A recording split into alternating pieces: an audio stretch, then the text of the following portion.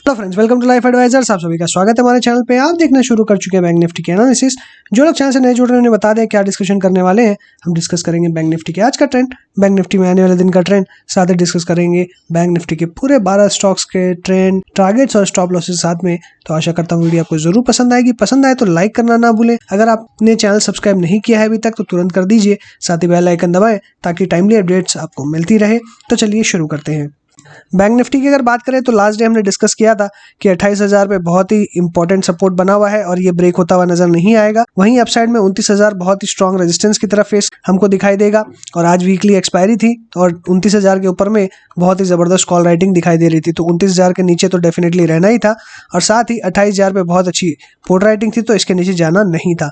और वही लेवल्स हमने आपके साथ में डिस्कस किए और आपको मैंने ये बताया कि 28,000 मैक्सिमम डाउन साइड दिखाई दे रही है, 28,300 के आसपास आपको सपोर्ट मिलेगा। और वहीं अप साइड के अंदर में 29,000 एक रेजिस्टेंस की तरह एक्ट करेगा। और आज की अगर ओपन की बात करें तो 28,633 पे मार्केट खुलते हुए दिखाई दिया। हाई बनाया 28,672 का, तो मार्केट ओपन खुलते ही अपने आप को संभालने की कोशिश करी, बट रेजिस्टेंस ऑब्वियसली 29,000 के और 29,000 के नीचे के अगर लेवल्स पे देखेंगे तो कॉल राइटिंग अच्छी थी, तो वहां से इसे फेस करते हुए दिखाई दिया। लेकिन वहीं पे पुट राइटिंग जो है 28,000 के ऊपर में उसने मार्केट को बचाया और 28,000 पे सपोर्ट दिया।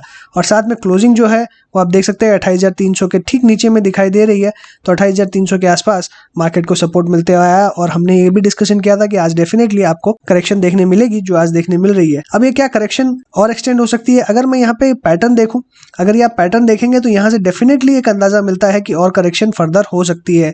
अगर इस पैटर्न की बात करूं तो ये बन रहा है इवनिंग स्टार, और इवनिंग स्टार जब भी पैटर्न बनता है, हालांकि थोड़ा सा ये प्रॉपर नहीं है, बट फिर भी जिस तरीके का पैटर्न बना रहा है तो डेफिनेटली मुझे लगता है ये इवनिंग स्टार बनते हुए नजर आ रहा है और आपको और नीचे के लेवल्स दिखा सकता है। हालांकि 28,000 पे बहुत इंपॉर्टेंट सपोर्ट है, इसलिए आपको हो सकता है कि ज्यादा नीचे के लेवल्स देखने ना मिले। नीचे जाते ही जो ये गैप है, गैप फिल होता हुआ दिखाई दे। अगर गैप की बात करें तो लगभग गैप हम देखेंगे कि गैप जो है 27,600 से लेकर 27,900 के बीच में दिखाई दे रहा है, तो 300 जो पॉइंट का गैप है, हो सकता है ये फीलिंग हो।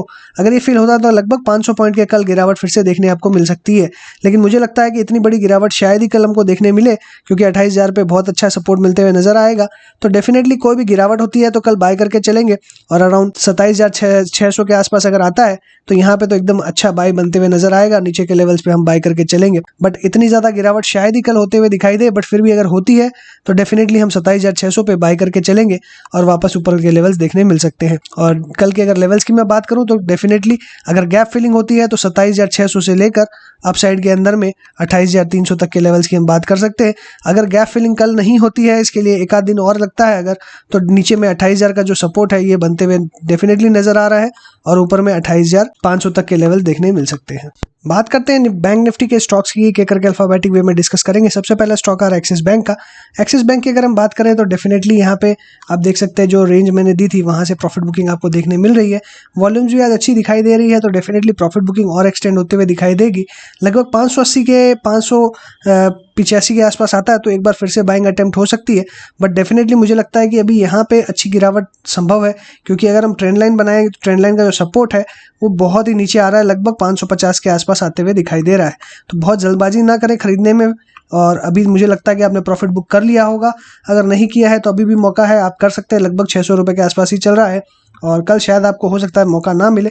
बट डेफिनेटली गिरावट जो है और जो गिरावट है वो करेक्शन ही है एक तरीके का, तो जो करेक्शन है उस पर हम बाय करेंगे जितना नीचे मिल सकेगा, और हड़बड़ नहीं करनी है बाय करने में। और डेफिनेटली कल जो है वो वीकेंड शुरू हो जाएगा, तो वीकेंड रिस्क कोई लेके जाता हुआ दिखाई नहीं देगा, इसलिए कल तो मेरी बाय की कोई रिकमेंडेशन नहीं है।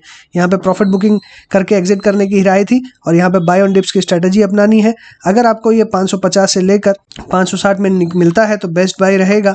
अदरवाइज ये आपको अराउंड 580 से लेकर 585 के आसपास मिलता है तो आप बाय करके चल सकते हैं। इंट्राडे के अंदर में कोई टारगेट्स इसमें दिखाई नहीं दे रहे हैं और ना ही मेरे को इसमें कोई ट्रेंड दिखाई दे रहा है, इसलिए भी अवॉइड की सलाह रहेगी। और अभी फिलहाल हमें प्रॉफिट बुक करके एग्जिट करना है और नीचे में बाय करना है। बंधन बैंक की अगर बात करें तो मैंने इसमें 335 का आपको स्टॉप लॉस दिया था और यहाँ पे क्लोजिंग जो है आपको 337 पे ही देखने के लिए मिल रही है। बाय की रिकमेंडेशन है मेरी 335 के स्टॉप लॉस पे क्लोजिंग बेसिस पे रखें और आपको अपसाइड देखने मिलेंगे। वॉल्यूम्स आप देख रहे हैं कि डिक्रीज होते जा रहे हैं, तो इतनी 500 पॉइंट की अगर आज गिरावट देखें उसके बाद भी जिस तरीके का वॉल्यूम्स यहाँ पे दिखाई दे रहा है, तो डेफिनेटली यहाँ पे मुझे लगता है कि एक अपसाइड पोटेंशियल बना हुआ है। और अगर हम ट्रेंड लाइन ड्रॉ करेंगे तो ट्रेंड लाइन तो डेफिनेटली बहुत ही नीचे आता हुआ दिखाई दे रहा है, क्योंकि अगर हम ट्रेंड लाइन ड्रॉ करेंगे ट्रेंड लाइन के हिसाब से ये डेफिनेटली और नीचे आता हुआ दिखाई दे सकता है। लेकिन मुझे लगता है कि यहाँ से एक नई शुरुआत होते हुए दिखाई दे सकती है आपको, तो हम और ऊपर के लेवल्स यहीं से चेस कर सकते हैं। इसलिए 335 का स्टॉप लॉस रखें। अगर 335 का स्टॉप लॉस कट जाता है तो डेफिनेटली मुझे लगता है अराउंड आपको जो करंट लेवल्स है 315 के आसपास अगर वापस मिलता है तो बहुत ही अच्छा लेवल मिलेगा। फिर से 315 के आसपास हम बाय करेंगे और फिर से ऊपर के लेवल्स चेस करेंगे। बैंक ऑफ बड़ौदा की बात करें तो स्टॉप लॉस जो था हमारा लॉन्ग्स के लिए यहाँ पे हिट होते हुए दिखाई दे रहा है। हालांकि वॉल्यूम्स बहुत ज़्यादा दिखाई नहीं दे रही है, कम होते हुए नजर आ रही है। और मुझे लगता है ये यहाँ पे का ट्रेंड लाइन हम यहाँ पे भी ड्रॉ करते हैं तो यहाँ पे ट्रेंड लाइन का से सपोर्ट मिल चुका है यहाँ पे, लेकिन 100 डे सिंपल मूविंग एवरेज के नीचे में आता हुआ दिखाई दे रहा है। तो अभी फिर से कंसोलिडेशन जोन में चला जाएगा और यहाँ पे ऑलरेडी हम देख रहे हैं कि 45 के आसपास बहुत ही हाई सपोर्ट और रेजिस्टेंस दोनों ही बनते हुए नजर आ रहे हैं। तो मेरी अवॉइड की सलाह रहेगी। ऑलरेडी मैंने इसमें पहले भी अवॉइड ही दिया था, हालांकि ट्रेंड काफ़ी अच्छा दिखाई दे रहा था तो हमने 1-2 बार अटेम्प्ट भी किया, टारगेट्स भी अचीव हुए, लेकिन फिलहाल के लिए अवॉइड की सलाह है, कोई पोजीशन ना बनाए। फेडरल बैंक के अंदर में देखें तो मैंने कल आपसे डिस्कस किया था कि यहाँ पे फिर से गिरावट हो सकती है।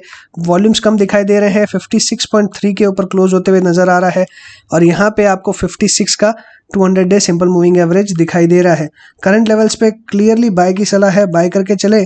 60 का लेवल, 60 के ऊपर में 65-70 तक के लेवल्स भी देखने मिल सकते हैं। तो टारगेट्स बहुत बड़े हैं, बाय करके चले और मुझे लगता है कि आपको टारगेट्स बहुत अच्छे अचीव होते हुए दिखाई देंगे। इसमें स्टॉप लॉस जो है वो स्टॉप लॉस आप छोटा सा रख सकते हैं 54 का। HDFC बैंक में जैसे मैंने आपसे डिस्कस किया था कि प्रॉफिट बुक करके एग्जिट करने की सलाह थी हायर लेवल्स के ऊपर में, तो अभी मेरा कोई यहाँ पे व्यू नहीं है, सेम व्यू है। अभी और करेक्शन होने दे, करेक्शन पे हम खरीदारी करेंगे। 1300 के आसपास मिलता है तो बेस्ट बाय बनता हुआ नजर आएगा। 1300 के आसपास बाय करें, वापस 1400 तक के लेवल्स देखने मिलेंगे। ICICI बैंक के अंदर में मेरे ऑलरेडी यहाँ पे भी प्रॉफिट बुकिंग की राय थी और अभी यहाँ पे गैप जो है वो बड़े बड़े गैप दिखाई दे रहे हैं। ये गैप अगर फिल होता है तो काफ़ी बड़ी गिरावट होते हुए नजर आएगी। 460 तक के लेवल्स आपको डेफिनेटली देखने मिलेंगे। 460 के आसपास आता है तो आप एक बाइंग अटेम्प्ट कर सकते हैं विद स्टॉप लॉस ऑफ 450। वापस आपको ऊपर में 500 तक के लेवल्स देखने मिल सकते हैं। तो 500 के टारगेट के लिए 460 के आसपास बाय करें, 450 का स्टॉप लॉस लगाएं और 500 का टारगेट। IDFC फर्स्ट में आज देखें तो एक डोजी बनते हुए नजर आ रही है। ट्रेंड बिल्कुल अप ट्रेंड अभी भी चलते हुए नजर आ रहा है।